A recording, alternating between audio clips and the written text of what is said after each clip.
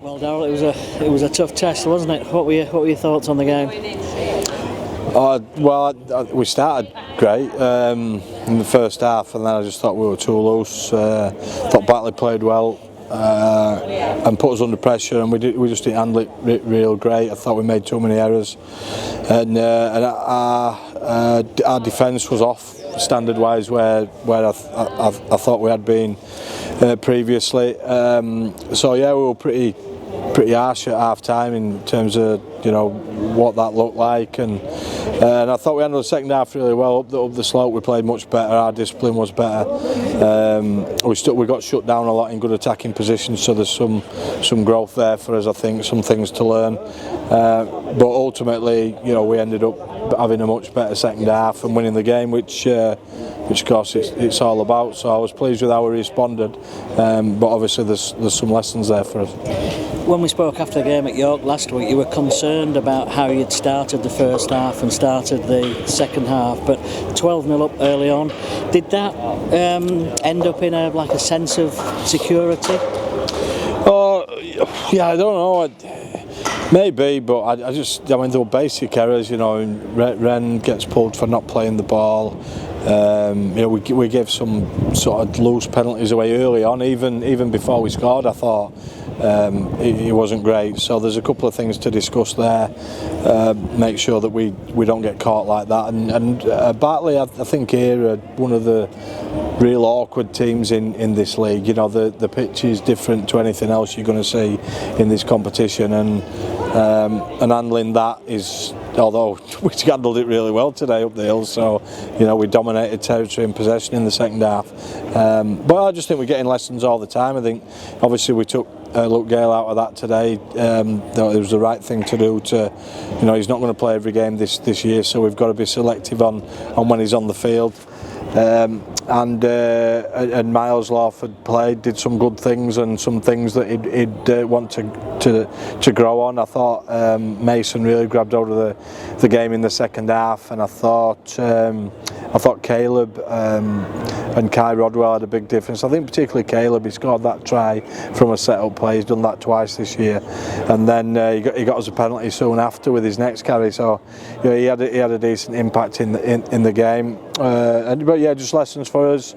I think again, we're still young as a team, and we're growing, and yeah, we haven't put. I don't think you ever put 80 minutes together. I don't think anybody does that, but we are fits and starts as a team at the moment, and we'd look to be a little bit more consistent, I think. It's been more of a test of resilience and character, would you say, today? And it feels as though they've passed that test, having been behind early in the second half.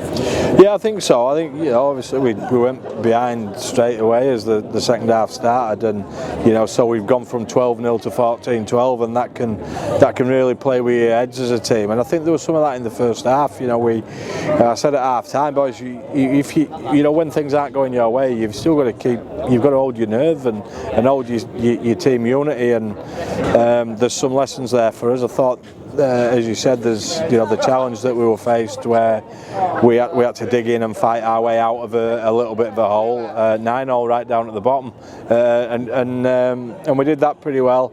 And I thought, we'd be pleased that we've been able to do that. We've had some different challenges this year, and that was another one. It's good to come out of a real tough situation like that. You've mentioned the front row in the second half, the pack in general. Was that part of the discussion at half time about playing up this hill and how difficult that can be, that you needed the forwards to really set the platform for you? Well, it's team wide, isn't it? Because you want your backfield boys to get forward and get some penalties if they can on the back of kick returns. But then, yeah, you defensively and with the ball, you've got to get forward, and if you're going to dominate territory and possession, which we did in the second half, a lot of that revolves around the middle unit and your pack. So they did a great job in the second half, and I mentioned a couple of players who came off the bench, I thought, and had a decent impact in that period. So yeah, it's a good win for us in trying circumstances, and yeah, we continued our winning run, which is important. But again, you know, we're feeling like we've got lots of improvement in us, and being a little bit more consistent would help us.